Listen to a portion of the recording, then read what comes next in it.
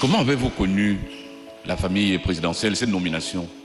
Comment la rencontre avait été effectuée? À Fonzville, ici à Libreville, bien à l'étranger?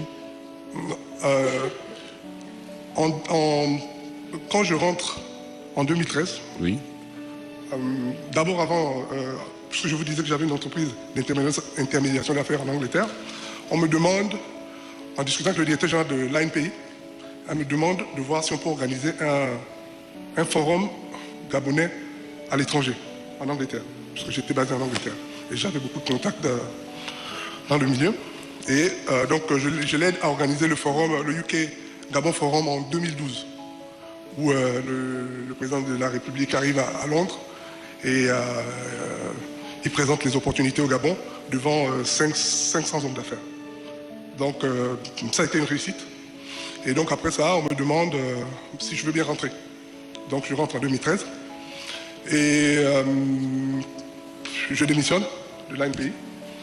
Je démissionne. Et en 2015, j'ai un ami qui est à la présidence, qui me dit, bon, je sais que tu es dans les analyses financières et tout ça, est-ce que tu peux m'aider? Souvent, on peut travailler ensemble. Il était conseiller spécial du président, chef de département économie. Il s'appelle Serge Mboula. Donc, je travaille avec lui là-dessus. Et il y a Yves Fernand Fumbi qui est au bureau de coordination, qui demande s'il y a des personnes il aimerait constituer une équipe pour le bureau de coordination du plan stratégique.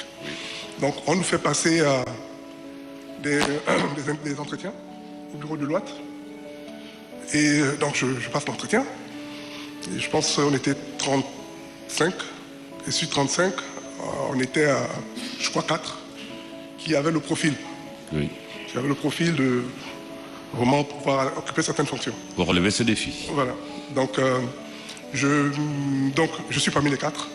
Et donc, je suis responsable là de la stratégie, de la veille de la stratégie du bureau de coordination. Et travaillant avec lui, il est proche du président de la République, donc il parle un peu de moi, de ce que je fais. Et un moment, en 2000, après les élections, je crois qu'il y a un problème avec M. Santulo. Oui. Où il demandait à la République gabonaise plus de 400 milliards. On parlait de beaucoup d'argent dans cette histoire. C'est 400 milliards, on parlait des routes et tout ça. Et donc, on me demande si je peux aider là-dessus. C'est-à-dire essayer de comprendre qu'est-ce qui s'est passé par rapport à tout ce qui est financier.